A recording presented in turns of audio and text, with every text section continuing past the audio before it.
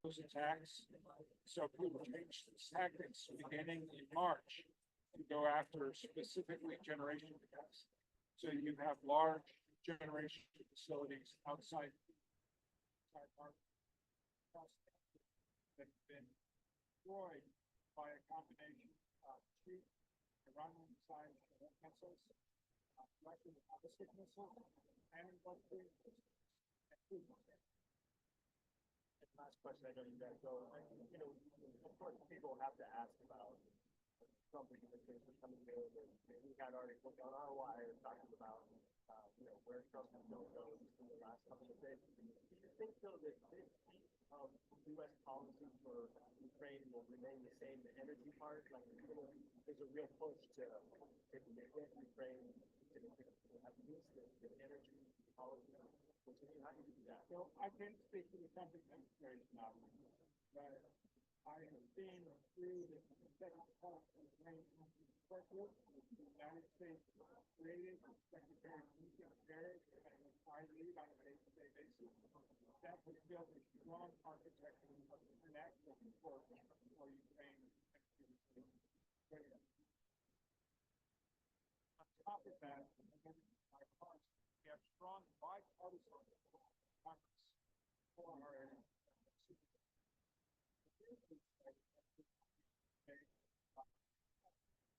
Start to get a big amount of like precedents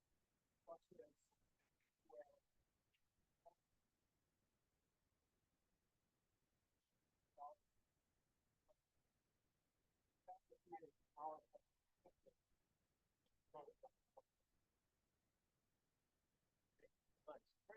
very nice to meet you. Yeah, you too.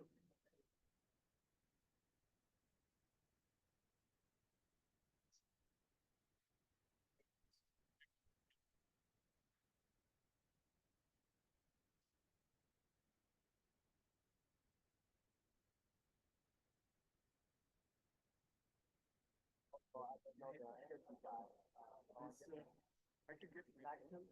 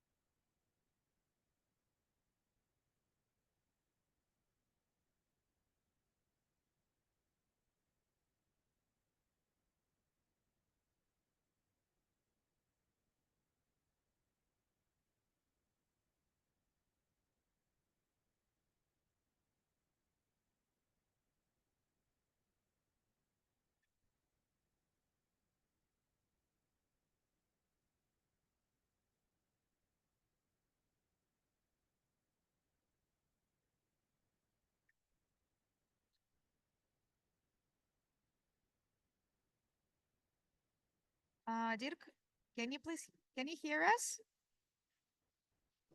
Yes, hello. Oh, okay. Yes, we can hear you.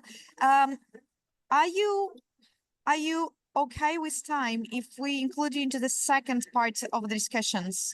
Like, I mean, do you have 20 minutes spare to be with us? Sure. When are we starting now, right?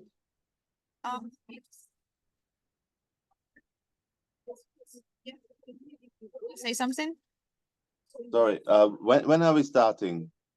We are starting right now because it was like play, so we're going to start like in 2-3 minutes.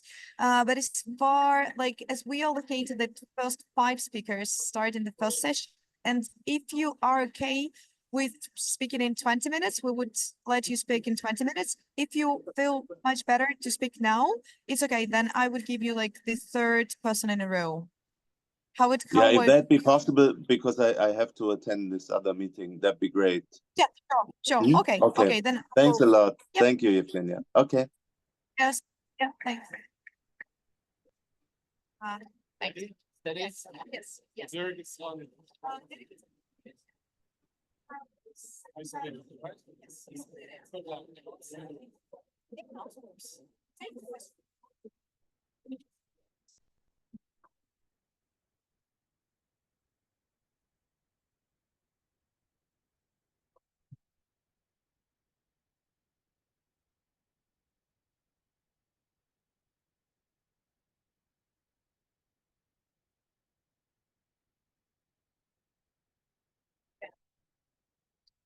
Yeah, see? Okay. It's okay, it's okay, it's okay. Don't rush.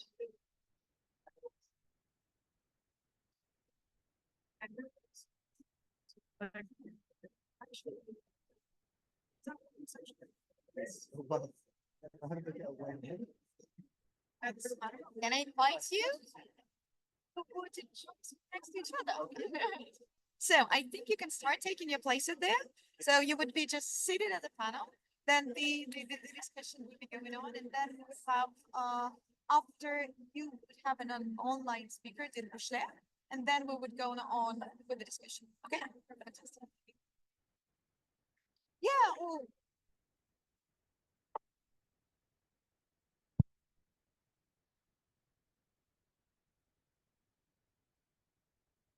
Okay. Yeah.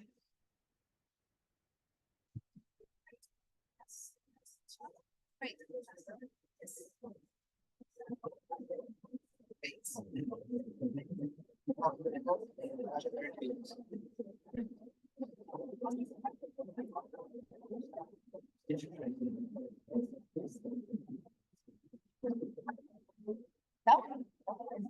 Hi. Hello. Hello.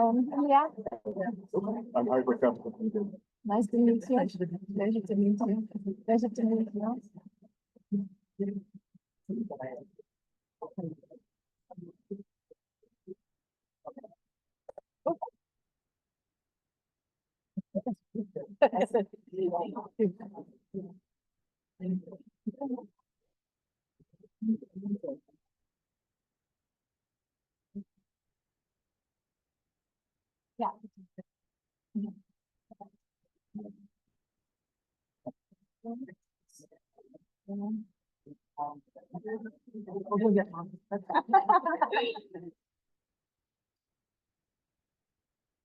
I will pass.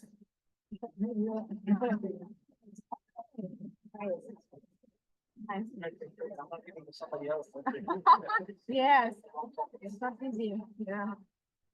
There's some issue with this.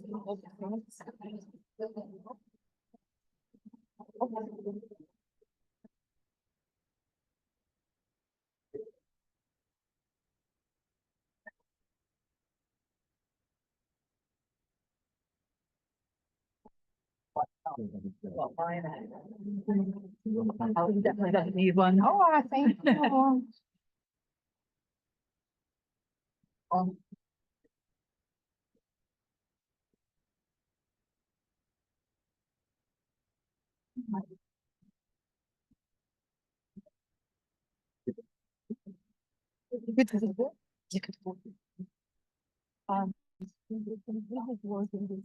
So, my son. Good afternoon, distinguished guests and participants. My name is Evgenia Kapitsa, and I'm the representative of Yaroslav Mudry National Law University and the University of Oxford. And welcome to our panel discussion that is devoted to a very crucial topic for Ukraine on transnational approaches to energy sector reform in Ukraine. And unfortunately, we have a little bit of the chaos currently going on, but the Deputy Minister of Environmental Protection, Victoria Kireva, was sending the welcoming words for us. Supposedly, we would hope that she will be able to join us a little bit later on and to give her the welcoming remarks. But use our first group of speakers, and we did allocate it in the way that thank you very much for finding the time. Do you need it? You can't hear me? Okay.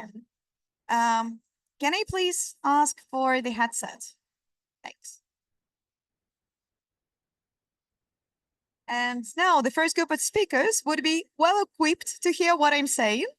And let me introduce them in a row, and thank you very much for finding the time and sharing your expertise on such a crucial topic as the transformation of the energy reform in Ukraine sector and introducing the best reform in Ukraine. And our first guest is Pablo Koch from the International Energy Agency. Thank you very much, Pablo, for being here. The next speaker is the representative of the European Bank for Reconstruction and Development, Harry Boyd Carpenter. Thank you for being with us. Heather Buchanan, representing the Bankers Fund at Zero, and would be sharing with us her extensive financial expertise and having devoted already so much to Ukraine and Ukraine's transformation. Yulia Rybak from United Nations Development Program in Ukraine would be sharing her experience and her expertise, drawing from the lessons that United Nations Development Program have been doing in Ukraine. And Alex Carnot-Dehu, the president of Elected Officials to Protect America. Welcome all, and thank you very much. And thank you for the audience for finding the time to be with us today. And we would go it in the flow of the discussions. And as far as the transformation of the energy sector is pretty complex for any country in the world, but of course it's like of the heightened urgency for Ukraine. The first question would be how international financial institutions support Ukraine's energy transition while ensuring alignment with climate objectives. And I can't imagine anybody else more well-placed than Boyd Carpenter. And thank you very much. And what is your take on how can we specifically address and the points of the financial institutions supporting Ukraine's energy transition? And can you share the experience of EBRD and other conflict reconstructions that we can apply in Ukraine? Okay, so thank you very much. I don't want to hear myself. Thank you. Once is bad enough. Thank you very much for having me. I should start by saying, I mean, Ukraine is deep in EBRD's psyche. Ukraine has been a member of a bank since our foundation. We have been operating in Ukraine since Ukraine's independence. And it's been said on multiple occasions by our president, by our board of directors, and by our board of governors, our shareholders, that support for Ukraine in the current situation is the bank's #1 priority.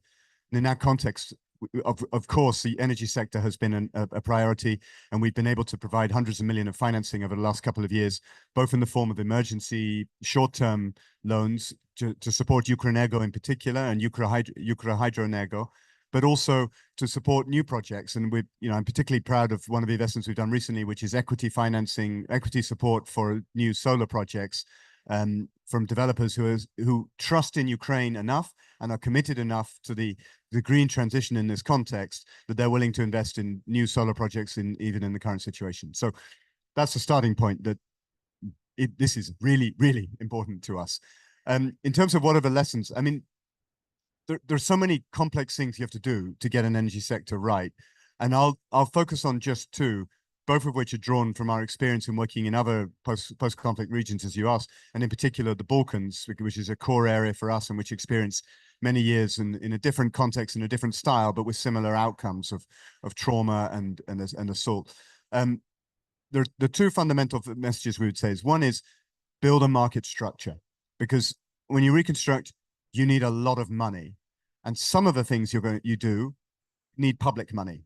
And there's only so much public money, and there's only so much public borrowing capacity, but also public implementation capacity. People talk about the finance, but if you want to build and construct new things, you also need people, and you need innovation, and you need skills. And the public sector has a finite amount of that. So whatever you can do with the private sector, you should do. And the good thing about electricity and energy is that it earns revenues. People will pay for it. And therefore, the most important message, the first and most important message I would say is build a market structure that investors can have confidence in, and then let the market do that and save your scarce public resource for the things that will be much harder, like hospitals or schools. That's the first lesson. Then the second lesson is really don't get stuck with legacy infrastructure. Don't go back to the past. We know that the energy sector of the future is zero carbon. We have extraordinary technological developments in wind, in solar, in batteries. We may yet have a nuclear renaissance. Don't go back to coal. Don't go back to gas. Build for the future.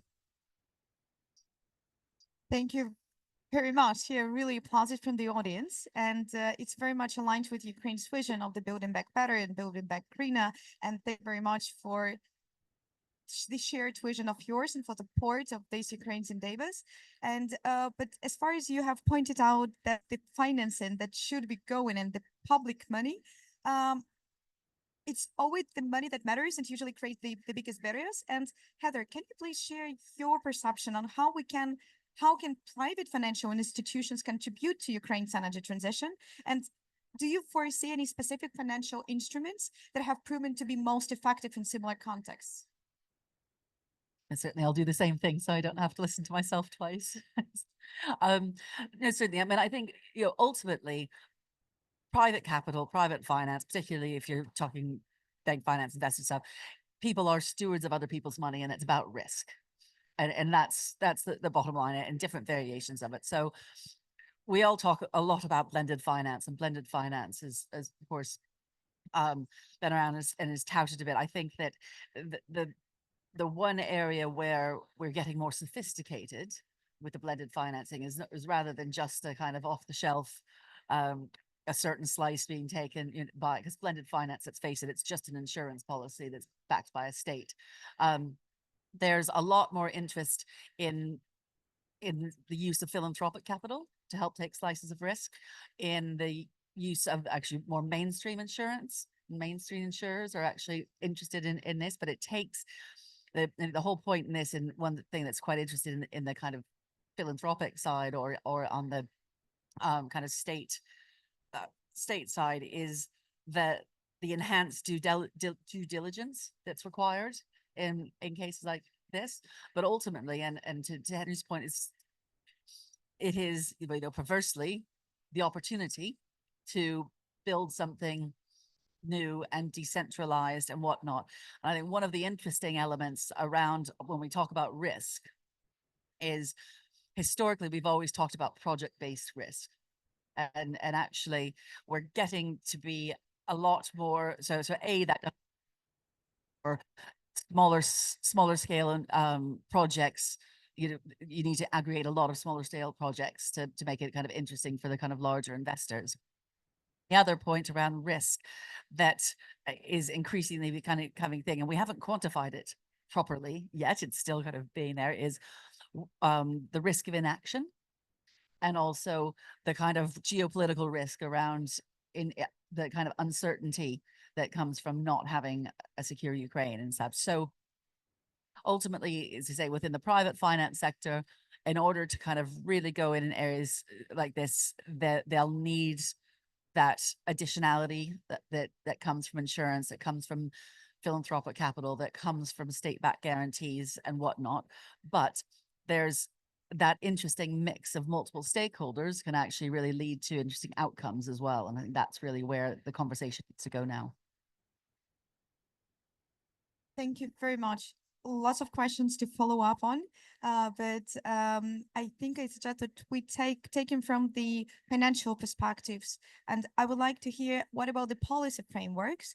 And dear Pablo, can you please, from IAE perspective, what policy frameworks have proven to be the most effective in similar contexts, like transitional contexts, and the lessons that you learned or unlearned, or that Ukraine should learn or unlearn from your perspective? Thanks.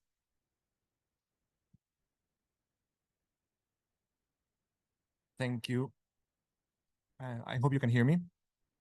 So thank you so much for inviting me here. This is an excellent panel. I wish we could be discussing this under a different context, to be honest, because it's quite tough to be discussing about what is happening to Ukraine. And I would like to start really by highlighting, from our perspective, what is happening in the power sector of Ukraine is giving lessons to the rest of the world. When you look at how Ukraine is managing to keep a power sector alive that has lost 2/3 of its capacity, and that is dealing in real time with things that you explore only in the most theoretical of the worst case scenarios when you do risk preparedness, is really impressive.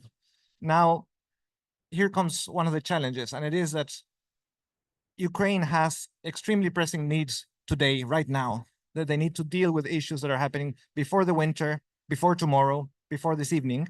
And at the same time, they're in a situation in which, like you very well said, they need to build for the future. And that means really transforming their power sector completely, moving away from the old Soviet style, moving away from regulatory and market distortions that exist towards a system that will be better integrated, that will have an even more active role of the private sector, and that will allow them to take advantage not only from the decarbonization elements that new technologies bring, but also of the increased resilience that these technologies can bring. And here particularly, I'm thinking about distributed energy resources. I could not agree more with the fact that there needs to be a very strong participation from both the public sector and the private sector.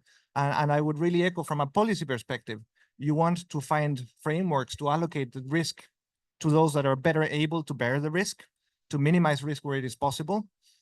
And also one point that is extremely important from our perspective is the creation of a vision and the creation of a plan that will allow those immediate actions that can be modified to serve this longer term perspective, to serve this strategic vision, to do that in the way. And definitely when power goes out, which is something that Ukraine has managed not to have happen until now by really amazing efforts.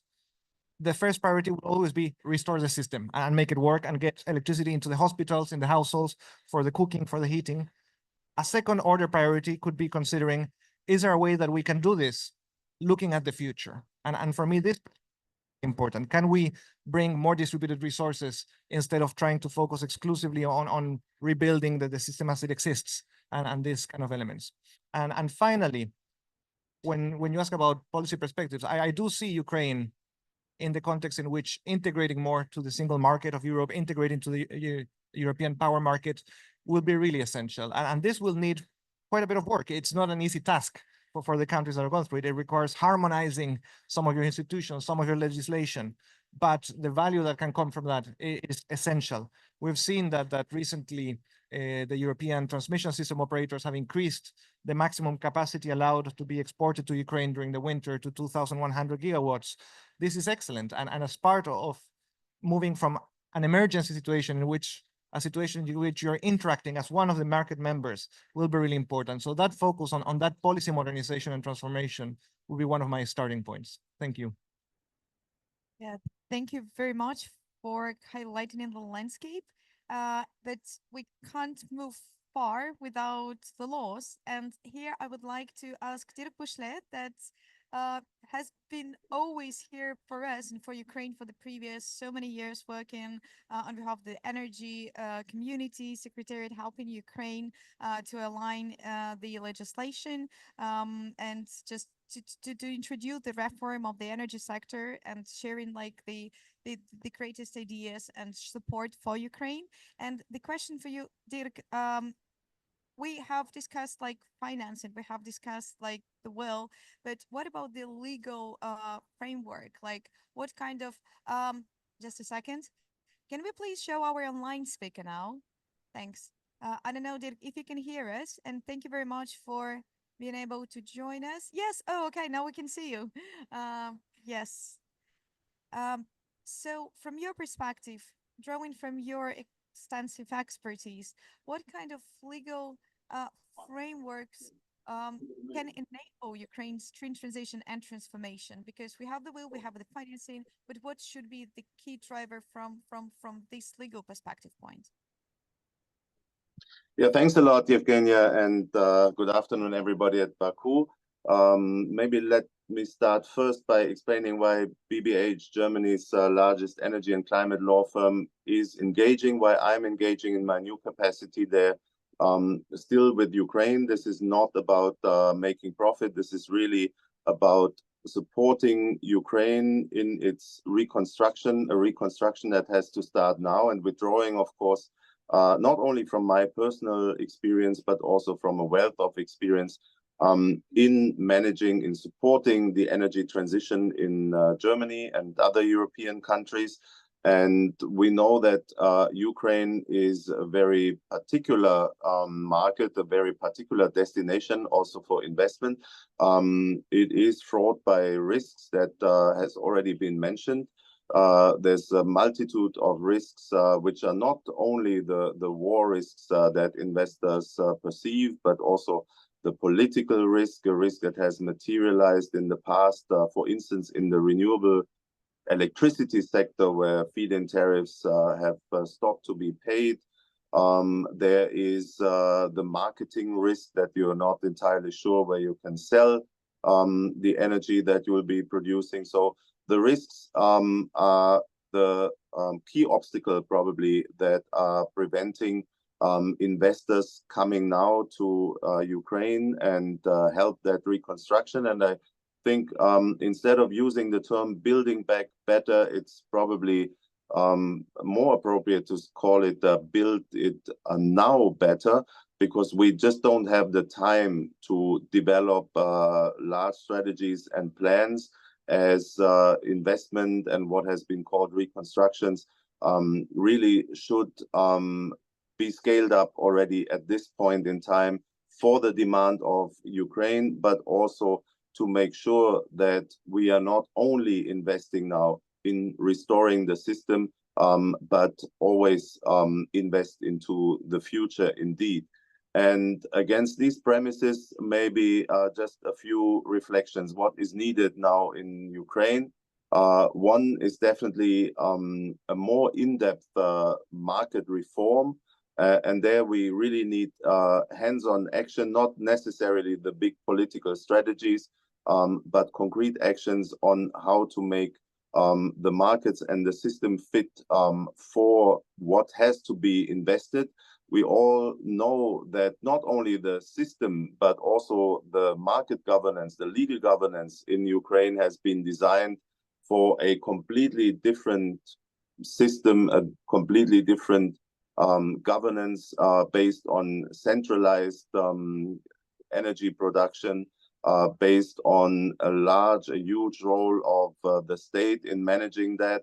And I think instead of just fixing, in terms of market reform, fixing some specific elements in that reform, we really have to start designing a market that is made for renewable energy, for non-fossil energy, in a much more comprehensive way than just getting to what is not working and adapting a few resolutions by NERC here and there. This has partly already happened, but the template and the model that we are within which we are working is still the one that was designed for the Ukraine of the past. So we need a renewable market governance which has to be top-notch and state-of-the-art, and I think that would be the first point. The second point is indeed investment, and while we have this multitude of risks that investors are facing when they even get to the decision on whether or not to invest in Ukraine, there's also a lot of support available. We're talking here about financial support. EBRD and others are doing an amazing job in supporting Ukraine before the war, during the war, and also after the war. And there is schemes like insurances also against war risks that would help supporting investments in Ukraine. But when you are an investor and you're not driven by solidarity, which applies to most investors, then you have the world as your playground.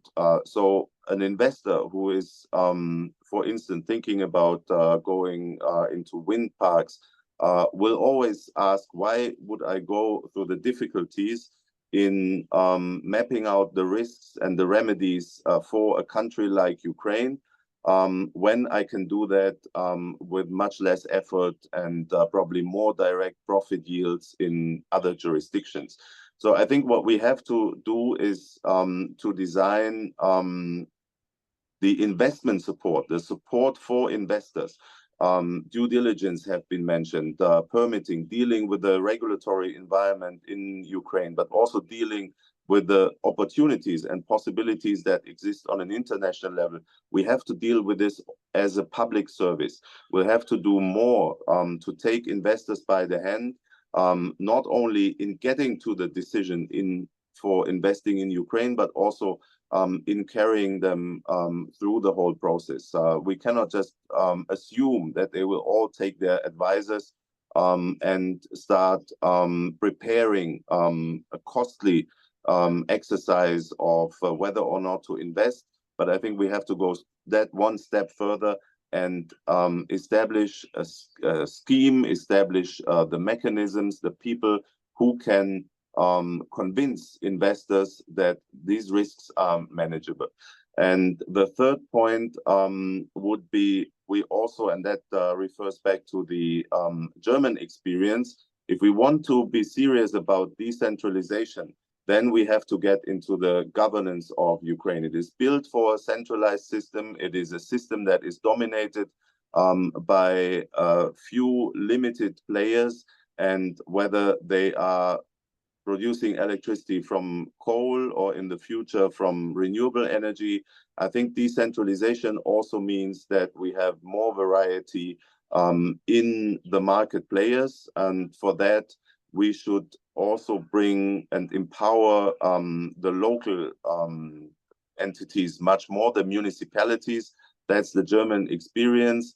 If you do the investments and take the investment decisions on a local level, on a municipal level, for instance, complemented by mechanisms such as energy communities, aggregation, and other schemes, we can effectively, much more effectively, decentralize Ukraine's energy system. And in that respect, I think we also need to do more to yield the full benefit of distributed energy generation. So rooftop solar, etc., battery storage. This is something that benefits right now a lot from public support. There's in the Ukraine Energy Support Fund, which I've been managing until recently, there's investments going on now for rooftop solar on hospitals. But this also needs a market framework and a legal framework. And that goes beyond just net metering or net billing.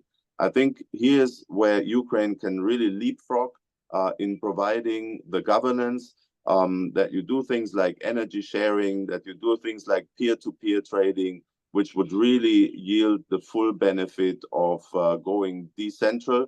And as I said, all of these things are probably not plans and ideas that can wait until the war is over, but with all due account of the limited resources, it's for the benefit of the country, it's for the benefit of its decentralization and decarbonization, but also for the benefit of investors and IFIs, if we give some additional support to Ukraine in that respect. Thank you.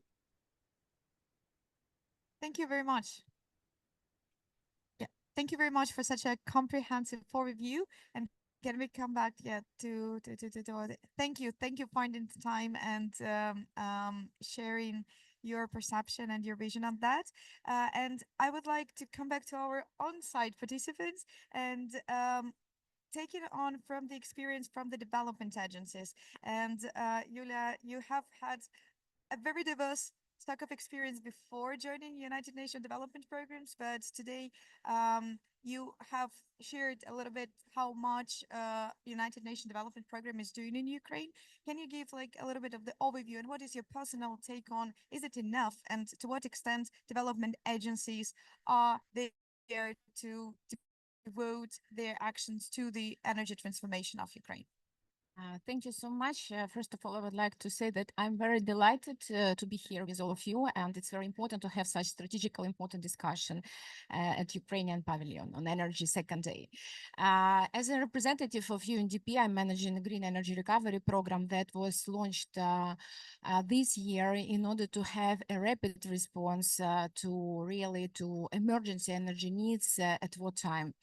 I would like to say that now we are very, very committed to respond to the damages of energy sector. You know, that is more than 50% of energy infrastructure that has been damaged, and the commitment of Green Energy Recovery Program now to support Ukrainians with their really surviving in winter time this winter. And I'm very happy to inform you that for now we have in our portfolio more than 442 megawatts that is already procured. That is exactly for this winter season, and we are now delivering step by step of this equipment, and our estimation that it is benefits for more than 10 million Ukrainians for this winter time. That is very important. What we have also in our strategy for now, due to challenges that Ukrainian government, Ukrainian local authorities is facing now, that we are supporting not only with the procurement of energy equipment that is urgently needed, but we are supporting with installation. And you know that there is a core problem now. Ministry of Energy, who is managing energy support fund, has a great portfolio of more than 700 millions, and they are procuring a lot of energy equipment, and all other international partners doing the same. But there is a real very big challenge. Energy companies, local authorities, they can't install this equipment. And for this winter season, we have such situation. Energy equipment is procured on stock, but is not installed, but the winter is coming. That's why in our strategy is like a first such a case, and I do hope it will be successful, and we will continue with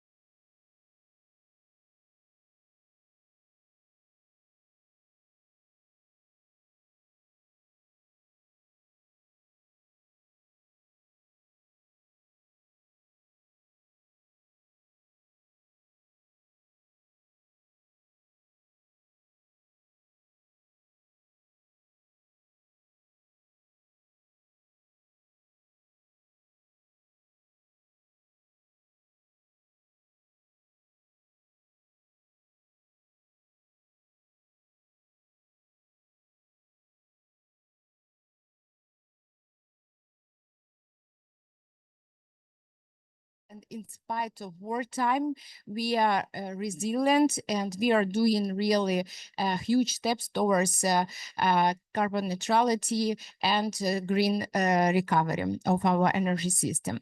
And in that case, what we are doing now at UNDP, we are supporting our legal framework development for decentralized energy system. We are preparing a set of very important legislation. We are preparing preparing even hydrogen draft law that will be presented soon in December. We are so inspired of that because it's during wartime. It's really amazing, yeah.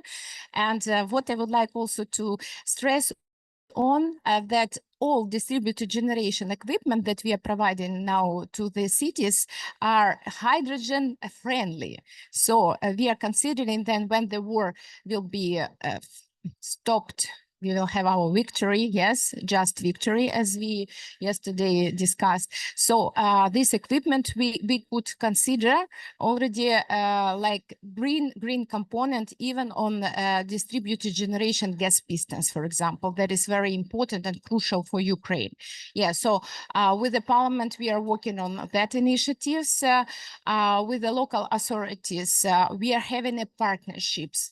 It's not just like local authority just receiving humanitarian aid support, like, you know, emergency energy needs coverage, but local authorities, they are committed and they are also doing very big efforts in order to be in these projects, or they are doing project design, they are doing, like, you know, the shelter development that is also very expensive thing. So we are trying to have a partnership framework with local authorities, parliamentaries, in order to be part of the design of this green legal legislation frame.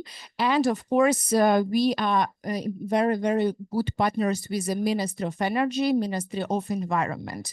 What we are doing with them, for example, we provided for Ministry of Energy emergency energy headquarter. It is such a response of more than 20 experts has been delivered to the ministries, you know, to have this, like, you know, rapid response to all this urgent task that having a Minister of Energy with energy equipment procurement, with a lot of offers, with all the work ongoing. So we are doing even that, and we are doing digitalization process that is important, because you see there are so many support from international partners, huge procurement processes, and all that should be somehow coordinated. What UNDP is doing, they are providing for Ministry of Energy, Ministry of Infrastructure, for this our both beneficiaries, such a dashboard, when it will be soon presented to all the donors and international community, when you can see the energy needs online, all what is under procurement, what is needed by even not by regions, by cities, like, you know, and who financed, for example, USAID, EBRD, etc. Yeah, and what is need? For example, this equipment has been delivered, but still on the stock, and such steps should be done in order to install, to finalize, on to have this project implemented. So, and our team is working on it to have such, I would say, such cases for each city, for each regions. That's fantastic online example of how such cooperation and support works. Thank you very much. I'm sure that we all can be talking about our experiences and expertise so far long. Thank you a lot, and I'm sure that more projects would be there to come. Having shown how this international cooperation and support works, I would like to give the word to Alex. Can you please more elaborate from your perspective, maybe a little bit shorter, but it's like how do you personally contribute to this cooperation, transatlantic cooperation that is accelerating Ukraine's energy transition? And what is your perspective, how it is all going on and how fast we can do that? Great. Thank you for inviting us here. It's very heartwarming to see everyone here who's so dedicated to rebuilding Ukraine right now, because that's what needs to happen for our security. When we think about how to accelerate this, and the policy, the local government, and the on-the-ground implementation, that's exactly, there's a lot of synergy here between the geopolitical risk insurance, the plan we talked about, right, and the capital incentives to create a market. Elected officials to protect America and elected officials to protect the earth with our partners created an energy security Marshall Plan to bring this all together. But what does that mean? It means on the top level, as elected officials, what we're good at is making laws and policy, right?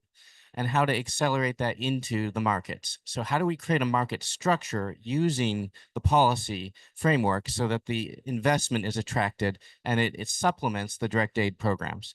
Because the wonderful thing, as was stated with energy, you're never going to get energy independence and security with direct aid alone. We need to have the markets involved. And so geopolitical risk insurance is one of the first ones, as was mentioned. But how do you actually do that? There are models out there in the US, unfortunately, because of climate disasters in California and Florida, where many places can't be insured. So this is not new, where it can have state-backed insurance so that small and medium-sized businesses can actually have the ability to invest in Ukraine rather than GE and Siemens are amazing, but regular insurance is going to be too expensive for the small and medium-sized businesses to bring that distributed, clean, secure energy forward. And there's innovative policy solutions we can look at too. The Inflation Reduction Act in the United States, it looks like the tax credits might survive because they're very baked in. We'll get into that discussion in a bit, maybe another panel. But because of those, the utilities in the US and other places, when it gets to 90% efficiency in their panels, it's not beneficial to replace them because there's limited space. Well, one company alone in the United States has 4 million panels they'd like to do that with. And they still have about 15 some plus or minus years on them. So why not bring those in the Ukraine rather than grinding them up and having to make an equity investment in the recycling to do it? And that takes out maybe 30% of the capital investment to bring a new solar field or distributed solar on board. So but to do that, there are rule changes that need to be made. And we need to figure out, okay, how do you evaluate those at 0%? Same thing with wind turbines, right? Replace an 80-meter turbine with 100 meters, evaluate, say, okay, that 80 meters now designated as 0. And then instead of putting it in a landfill, let's recycle it, reuse, and empower Ukraine. So there are many different examples on the policy side that we can be doing that can be really beneficial that aren't being done yet. And so we're cataloging and being, here are the recommendations on the policy we need to change, both UK, Europe, and the US. Then secondarily, it was mentioned that the really implementation is at the local level. And that involves, because it's energy, it has to involve the municipalities and oblasts and the states and regions, right? Depending on what country you're in. And so the implementation we're looking at is how do you create sister cities or regional partnerships to ensure that the technical expertise are shared across boundaries. One of the mayors on our delegation we brought in was doing some real wonderfully innovative work to ensure that solar is powering the wastewater and sewage treatment. Now, some of the unsung doesn't get a lot of attention, but imagine when the power is out and you can't do the basic things in life, right? That's extremely important for the quality of life of the population and the morale and keeping things moving forward, and health and sanitation. So sharing those expertise between the cities who have already done it is really beneficial in the implementation at a local level and the accountability as well. And then on the direct implementation portion, there are direct aid programs, the USAID and many others, UNDP doing the training, right, to do solar, that we can learn from and then partner with the municipalities to get it done, leveraging the market environment that we've created by the policies that have been implemented. So with these all three brought together, we believe that we can ensure that Ukraine continues to be strong and is a leader, in fact, in the world. Because when Ukraine does this well, other countries are going to look at it and see, here's how we do it effectively when we have climate disasters, here's when we have wars or conflicts in our areas. It's a model for the rest of the world and an amazing opportunity. Sadly, came from a tragedy that's happened here, but Ukraine is resilient and Ukraine will lead the world in this. Thank you very much for this and for our trust and support of Ukraine's resilience. I would like to ask the all round with one very quick follow-up question before we proceed with this technical knowledge that would be showcased with other representatives of Energy Ukraine, Ukraine Energy Europe Transition Hub. Is there the question between short-term and long-term? Let me frame it like that. So can we have this compromise between short-term and long-term vision of Ukraine? Because all of you were referring to the certain point of the vision, to the vision of Ukraine. Can we do either or can we have both? Maybe we can start in a row, probably from you. Thank you so much. I think this is the core issue here. And the starting point is that the short-term actions will always take place, that they need to take place. And the question is, how can we align them in a certain direction? Now, as a technical international organization, the way we see it is that information is always one of the first casualties of war. And when you're trying to create a vision, when you're trying to decide where to invest and you're trying to figure out the business cases, that information on how is the power system working, what will be the needs and the requirements of the power system in 1 year, in 2 years, in 5 years, for these assets that are going to be there, is a hard question to do. And that's, for example, I was quite happy to hear really the disagreement on the role of distributed energy resources, because it's one of the actions that actually fits both the short term and the long term. We're going to be launching a roadmap precisely on distributed energy resources for Ukraine in 1 month's time, precisely looking at how we can try to leverage as much as we can actions that really help keeping the lights on, the hospitals on, the water pumping systems on today for this winter, but also that we will not going to be regretting when we have to deal with them in 1 year, in 5 years, in 10 years. So we have to. There is a question that we have to do it. Thanks.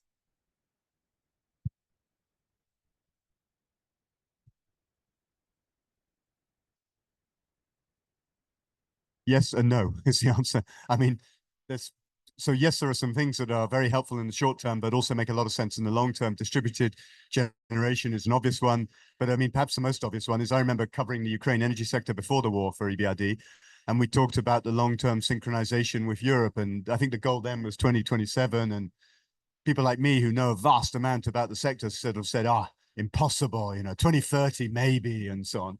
Well, it was done in what, 15 days? I mean, so those are, I mean, which tells you quite a lot, firstly, about how much I know, but also about how extraordinarily inventive the Ukrainian energy sector is.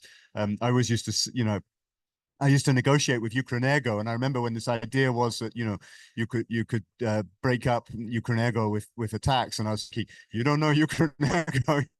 No, I've dealt with them. But so yeah, those are obvious good things that you can do in the short term that make sense in the long term. But I mean, let's also be realistic. There are things that we're doing now that you do not want to have to do. And the most obvious one, I mean, Yulia was mentioning UNDP, like them, we are supporting gas piston engines. Gas piston engines do not have a real role in a modern power sector in normal circumstances. So let's be realistic. We didn't, we have an energy strategy that says in a very high-minded way, we do not want to finance gas. Okay, this is a different situation, and you have to be practical, and you have to be willing to change and adjust adjust what you thought made sense to a very different reality. So that's an answer of yes and no. It's a good bureaucrat's answer. Thanks. That's right. Well, I'm going to go back to the we have to answer. So, I think, but ultimately, I mean, to your point as well, that these things, and much like COVID, where we saw things rolled out that under normal circumstances would take 2-3 years. Unfortunately, and fortunately, I guess for humans, when our backs are against the wall, we actually can be quite reactive and cut through a lot. But I think what's kind of, I guess, inspiring in this thing is that this is actually front and center of the conversation. We're not, I don't think there's very many people that are talking about just rebuilding what's been destroyed and saying that that's a model to need to work for. So between that short and the long term, yes, there always are going to be the short term pressures, but if you're always planning for that long term in the background, then that's the key element. And I think that's something that's not if this were even 5 years ago, 10 years ago, I'm not sure if that the conversation will be quite so cut and dry as it is now. And so that kind of gives us, I think, some clarity moving forward as well. Either or. I would say that if we will check our program framework, Green Energy Recovery Program, first of all, Green Energy Recovery Program, it is the name. Obviously, we see that, yes, Yes, so it is 5-year program. So we have this timeline in order to have both short-term and long-term perspectives to support Ukraine with emergency energy needs response and to have green energy transition on board. Yes, gas pistons, it's not so cool, not so green, but as they all I agree, but it is distributed generation. It is exactly in line in our energy strategy. Moreover, as I already mentioned, all these gas pistons, it is hydrogen friendly. So on long-term run, we can use hydrogen. Yes, it's not cheap. It's really very, very, I would say, expensive approach for Ukraine, especially at wartime. But due to the commitments of Ukrainian government, Ukrainian parliament, that as I already mentioned, hydrogen draft law is soon will be presented. Yes, we see that it's yes, we are ready in Ukraine. I'm talking now as a Ukrainian, yes, and also of course as a UNDP who is supporting Ukraine with the green transition. That we are ready to do both, and we are committed for that. So it's definitely both. It just depends on the type of energy and program. So for instance, Ukraine's being strategic and smart about saying we don't need LNG to be secure it's very smart on the short term because it's a sitting target waiting to blow up in unfortunate fashion, right? But when we look at the potential for energy in Ukraine, it's the third most clean energy potential in Europe behind Spain and France. And so Ukraine can implement clean energy faster than any country in Europe. And they've shown it by building 19 wind turbines 100 kilometers from the front lines, and every one of them are still standing because it's like trying to hit a toothpick in a field. The missile that can take them out costs more than the turbine itself. So Ukraine has already shown they can do this rapidly in the short term, particularly distributed solar. Thanks to the EU, 21 hospitals are funded out of the recent package, but solar on it right now. So those are the short-term initiatives that can be done. But we need to be realistic, right? So the US military, every one of our bases are going to have clean energy microgrids that power it. And they're doing that until 2035. That's the long term when it comes to climate, right? And Ukraine is looking at the same, right? Because microgrids combined with clean energy and battery storage is the cheapest, most resilient, most secure form. But that's not going to happen overnight, right? That's not going to be the bandage. And then there's one refinery left in Ukraine, right? We've got to protect that. Six others have been completely destroyed. And there's an $8 billion trade deficit out of 18, and that 8 billion is for importing fuel. So that structure that is there right now, particularly for the vehicle and transportation in the military sector, that's not going to happen in the very short term. But we need to move towards it, because imagine if you were to able to remove an $8 billion trade deficit with clean energy. You're suddenly now exporting a clean energy because Ukraine can power Europe 7 times over rather than be dependent on dictators for that foreign oil.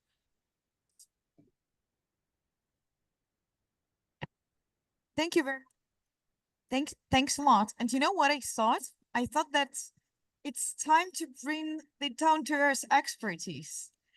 Because here we have Volodymyr Kupchak, and he is representing Europe-Ukraine Energy Transition Hub and Horizon 2. And you had a fantastic discussion, but I think, you know, that there is something missing. And this is the technicalities. And this is like what Volodymyr in our previous discussions were very much famous for.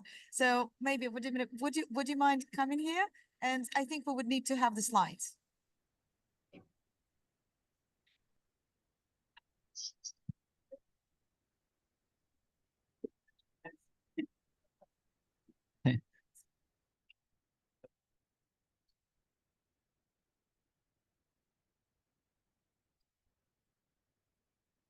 Sorry?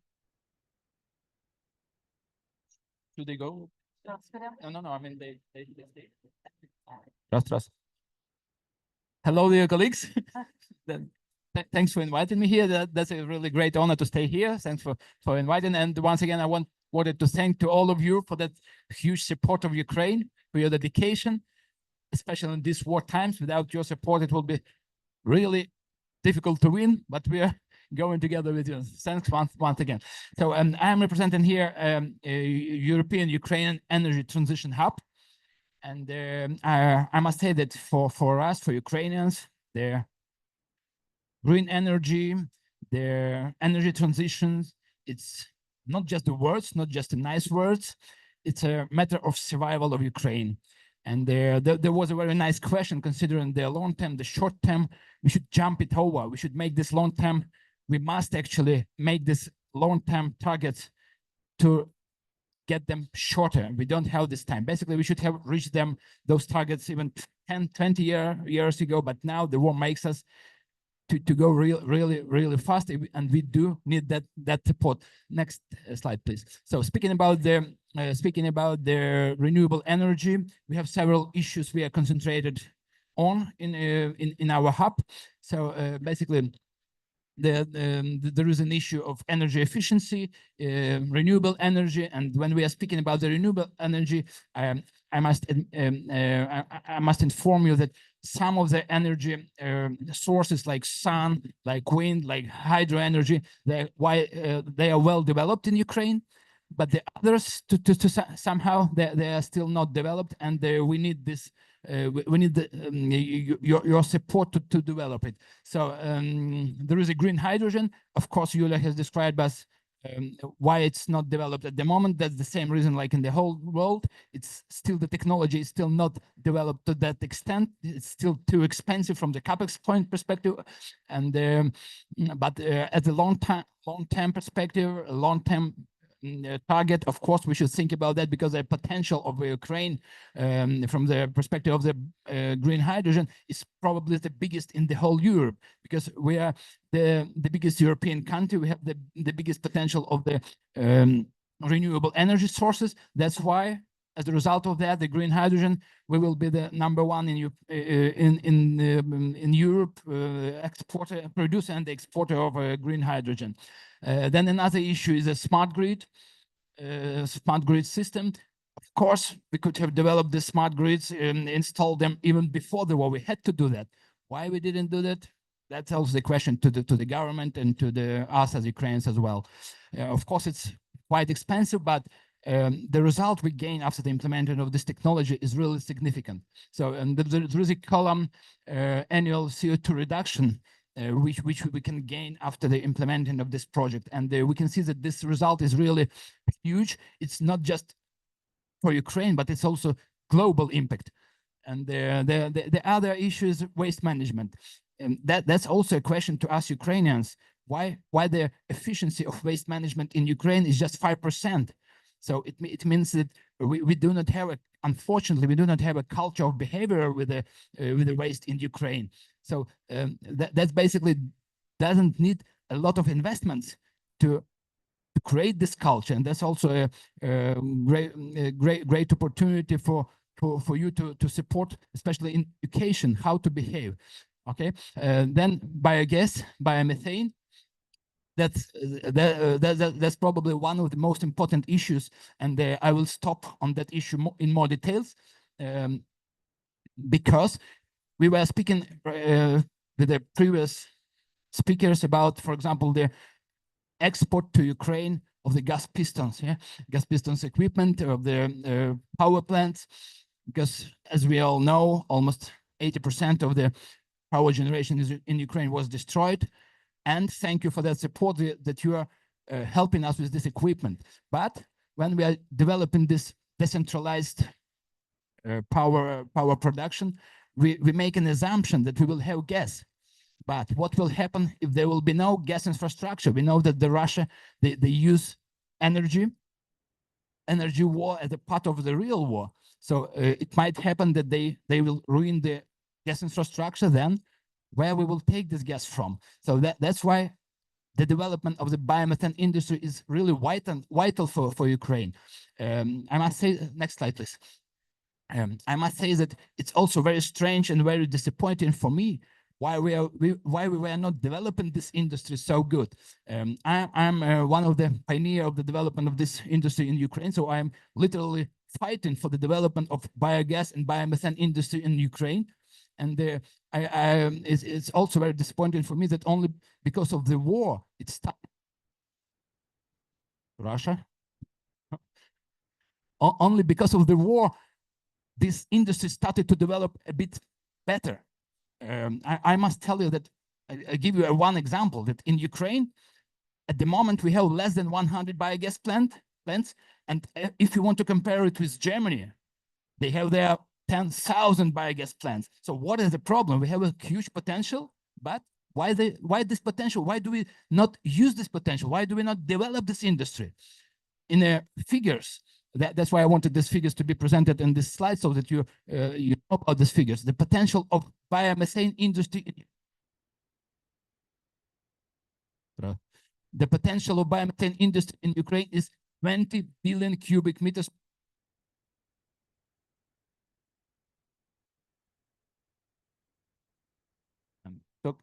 Talking too much or limit of words? And okay. So oh.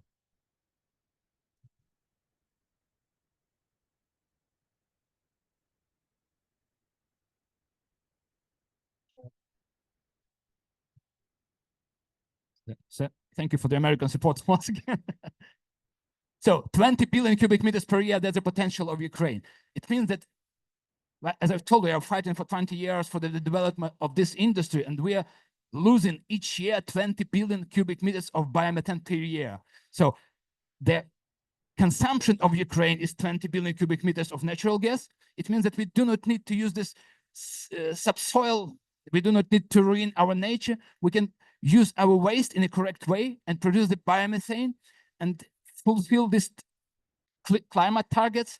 And we can even export this to to supply the whole Europe. Just for your information, the demand of the biomethane in Europe is 35 billion cubic meters. So we can supply more than half of that.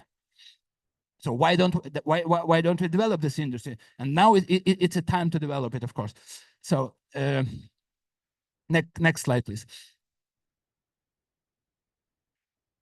What we are doing in our hub, how we approach this problem. Actually, it's not a problem; it's a task. So we have decided to go a bit further, to go beyond just the theoretical and the presentation, talking nice words. We have decided to go to the practical side of the realization of this project in each issues which I described earlier. And now I will tell you our approach considering the biomethane. So we have decided to create a kind of consortium, a platform which should make possible these projects to develop. If they are not developed, and there should be some reason and problems why they are not developing. So, and we are trying to make this to make this problem real, feasible, and to unite around this issue on the one side, the European side or Western side, I would say.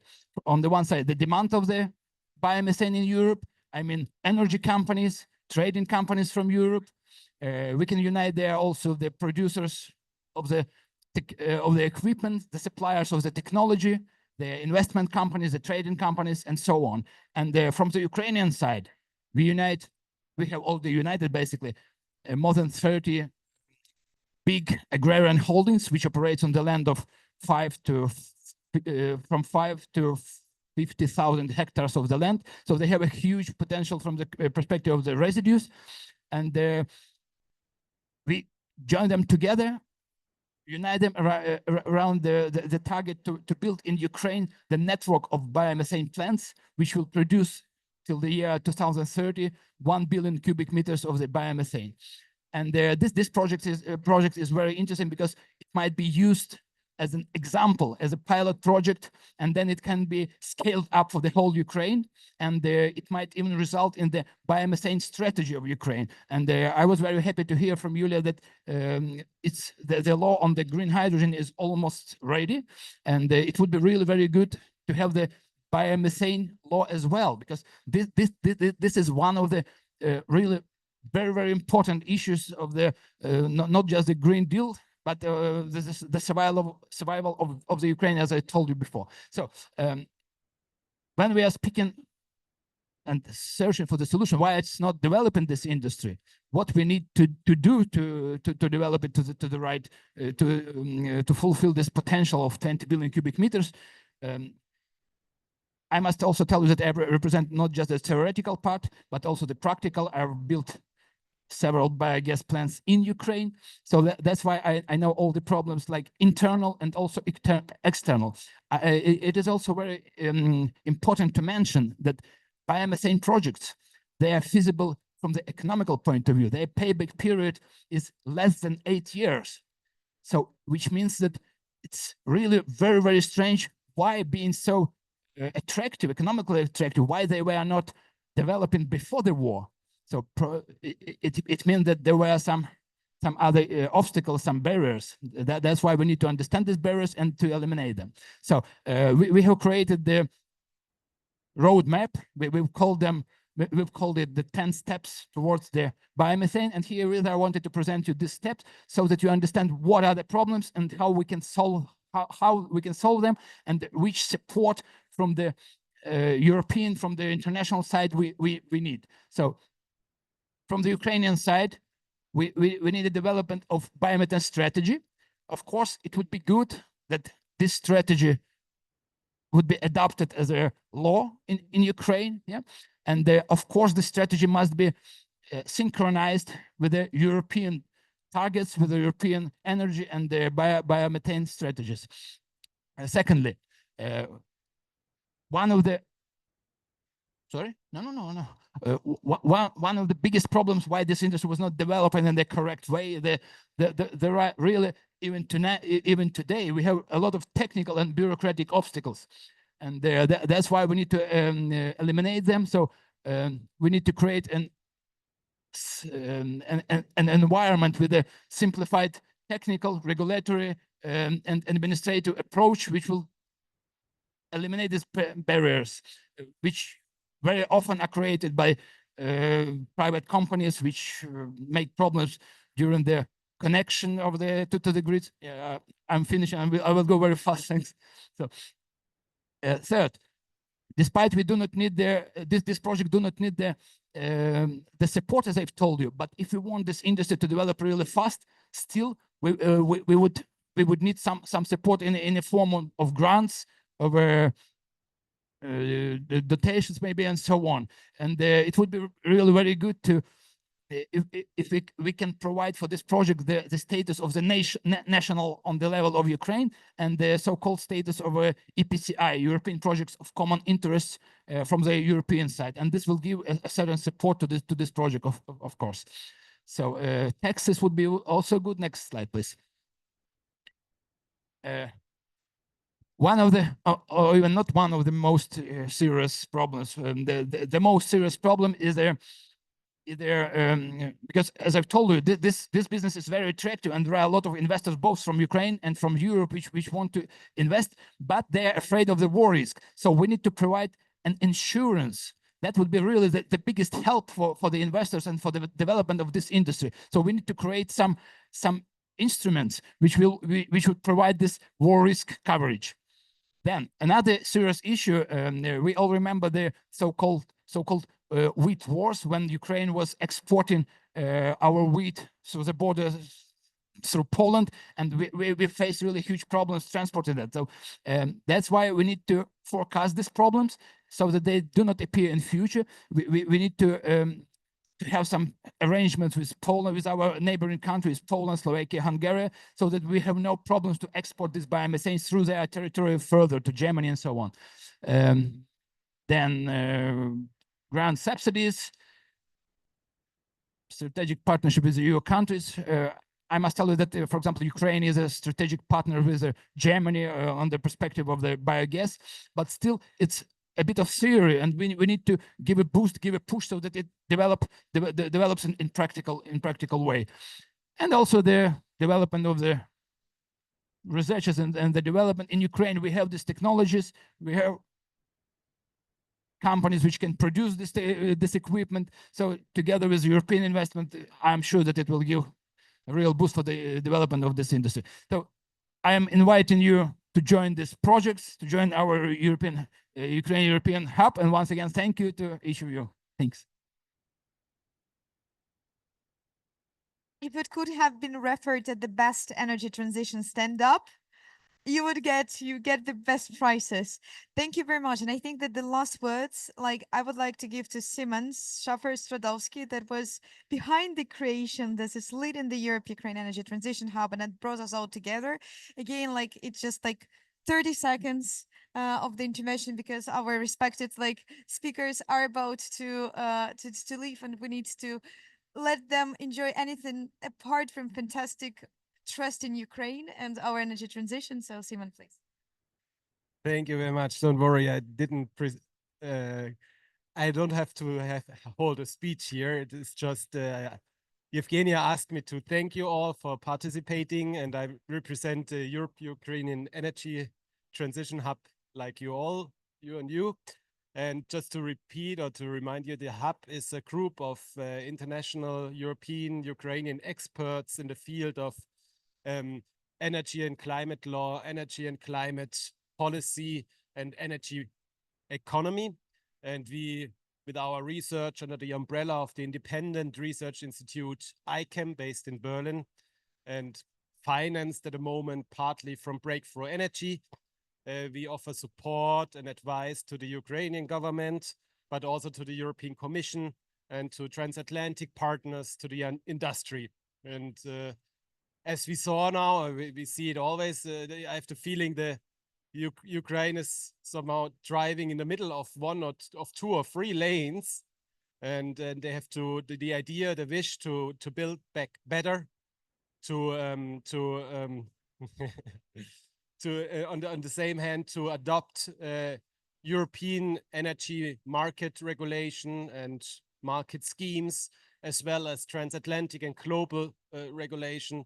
And you have to fulfill the climate targets and the Paris Agreement requirements. That's why we are here. So, but what I see, if I to tell you about that they are all aligned somehow. If you build back better, you also fulfill the climate targets. So that's for me a very positive way forward. And I must say, I'm very impressed about the work you are doing and some of the results we can see here at the walls. And it's great to see that. And thank you very much that we can be part of that work. Thank you. And we are privileged to have Victoria Kireva back with us and saying thank you all. And Вітаю всіх. everyone, Я сьогодні мала казати вступне слово, але, на жаль, I was зустрічалися з expected to кадри say the Сімпсон welcome word, і не but зовсім didn't вийшло. have the chance. Я не буду затримувати. Я в першу чергу хочу сказати дякую за таку цікаву панель. Насправді дуже цікаво. І для мене було цікаво дізнатися нові факти. І ми будемо однозначно після проходження цього КОПа всі ваші презентації, всі ваші івенти переглядати і впроваджувати в наші політики. І окремо Thank you very much for such an interesting discussions, and definitely we would, as the representatives of the government, the Ministry of Environmental Protection, we would be recapping all of the presentations and all of the speeches and all of the key takeaways that you shared with us. І окремо я хочу подякувати таким платформам, як Європейський український хаб енергетичної трансформації, що ми можемо залучати експертів. Також окремо хочу подякувати нашим партнерам з Америки, з Великобританії, і хочу від нашого уряду подарувати невеличкі подарунки і попросити вас, щоб ви залишили свої історії на нашій стіні. Дякую. Yeah, and like I would skip like the big part, but we would like to give presents to our distinguished speakers, and please leave your stories there. This is the way how you are supporting Ukraine's green future, and not only Ukraine's, by writing your stories, how you are enabling energy transition and how you're enabling green recovery. This is like giving the hope for Ukraine. Thank you very much. And thank you for tolerating us, especially like the first panel. You were so great, so fantastic. I would really love to allocate you much more time. Thank you for allocating your time to us. And thank you for being here with us.